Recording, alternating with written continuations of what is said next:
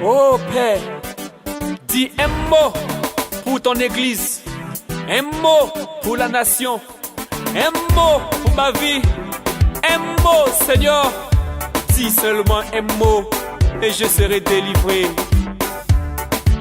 Je suis le pasteur Marius Kipré, président fondateur du ministère des œuvres de Dieu pour la vie éternelle, en abrégé mot de vie.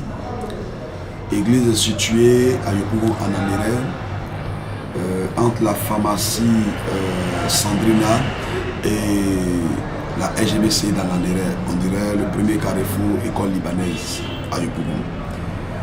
Le ministère existe maintenant, cela fait 1 an, et nous prions ici presque 3 fois dans la semaine, les mardis, les vendredis et les dimanches. Parce que depuis les ans du ministère, nous avons eu un seul programme, le 1er décembre 2014 jusqu'au 21 décembre 2014, dont le thème était Extermine, avec une veillée le 19 décembre 2014. Depuis ce temps, nous avons commencé à avoir des problèmes. On nous a dit que nous faisons beaucoup de bruit, que les gens n'arrivent pas à dormir. Mais lorsque nous regardons la situation géographique de notre église, elle n'est pas située au milieu d'un quartier. L'église est juste en bordure de route et la sonorisation donne vers la route. C'est ainsi que, à ma grande surprise, le 14 janvier 2015, on nous envoie une convocation que voici. Une mise en demeure que voici. Soit disant que quelqu'un s'est plaint parce que nous faisons de la nuisance sonore. Il faut retenir que les prières que nous faisons en semaine partent de 19h à 20h30. Nous n'excédons pas. Et depuis la création de l'église, l'église a eu seulement une seule veillée depuis que nous sommes là. Et avant de faire la veillée, nous sommes approchés des gens qui étaient derrière l'église, le bâtiment qui était en arrière, pour leur dire que, pour leur présenter nos excuses, qu'on aurait un programme le 19 et que ce sera toute la nuit, donc on s'en excuse. Nous nous sommes rendus donc à cette convocation, le même 14. Malheureusement, on n'a pas trouvé quelqu'un et nous sommes allés le 15. Nous sommes restés du matin jusqu'au soir parce qu'il n'y avait personne pour nous recevoir. C'est après qu'un certain M. Koulibaly, qui est le directeur du service d'environnement et du cadre de vie, nous a rencontrés. Il a dit que quelqu'un serait venu se plaindre pour dire qu'on l'empêche de dormir, que nous faisons de la nuisance sonore. J'ai simplement demandé au responsable de la mairie de permettre que nous puissions croiser la personne qui se plaint pour qu'on puisse avoir une concertation et puis trouver comment pouvoir l'aider afin qu'on ne puisse pas la déranger.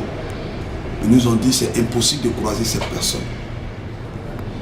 Je leur ai dit mais alors voici le programme de notre église, je lui ai expliqué, et que nous ne prions pas toute la nuit si ce n'est que de 19h à 20h30.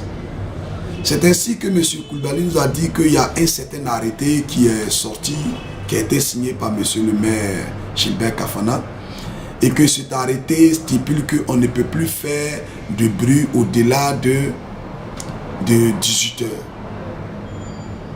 J'étais surpris, je lui ai dit, mais nos membres viennent du travail à 19h et c'est à 19h qu'ils viennent aux réunions du soir. Il a dit, c'est justement à 19h que les gens se reposent. Je lui ai dit, mais j'ai l'impression que M. Koulibaly n'est pas en Côte d'Ivoire. Je n'ai jamais vu quelqu'un qui se repose à 19h en Côte d'Ivoire. Il a dit justement que les gens se reposent à 19h, donc il faut arrêter de faire les cultes à 19h. Je lui ai dit, si on me demande de ne pas utiliser la sonorisation, je comprendrai et je n'utiliserai pas la sonorisation. Il me dit justement, mais dans vos églises, même si vous n'utilisez pas la sonorisation, vous acclamez, vous dansez, vous chantez. Dans nos églises, selon l'ordre biblique, nous chantons, nous acclamons, nous battons des pieds, nous battons des mains, parce que nous sommes dans la joie. Et c'est comme ça que nous adorons notre Dieu. Donc si vous nous interdisez d'acclamer, si vous nous interdisez d'acclamer, de chanter, de célébrer, vous nous enlevez la raison d'adorer notre Dieu. Il a dit, de toute façon, vous êtes prévenus si vous continuez les cultes du soir après 18 h, nous allons fermer l'église. Alors je leur ai répondu plutôt, vous allez fermer l'église. Parce que nous n'allons pas arrêter d'adorer. Nous n'allons pas utiliser les instruments, mais nous n'allons pas arrêter d'adorer. Si vous fermez l'église, nous allons prier dans la rue. Et l'on vous demandera pourquoi les gens prient dans la rue. C'est comme ça qu'on s'est séparés. Et depuis lors, nous sommes alors dans cette inquiétude. Moi, nous sommes battus pour pouvoir prendre un huissier pour faire un constat d'usage, pour que nous puissions garder ça sur nous. Pour ne pas être surpris, parce que l'ennemi peut surgir à tout moment. Mais nous ne sommes pas inquiets parce que c'est la vie des chrétiens. La Bible nous dit, dans le livre de Jean 16, que l'on même nous retirera des synagogues et l'heure vient où l'on, celui qui nous donnera la mort, pensera rendre un culte à Dieu, mais c'est parce qu'il n'a pas connu Dieu véritablement. Et nous savons que nous allons traverser les tribulations, nous allons traverser des persécutions. Mais nous refusons, dans un pays laïque, dans un pays cosmopolite, dans un pays où il y a tout genre de personnes, qu'on interdise à des gens d'adorer leur Dieu comme il se doit. Et nous le refusons. C'est pour cela que je veux aussi inviter les chrétiens, les frères en Christ, les pasteurs,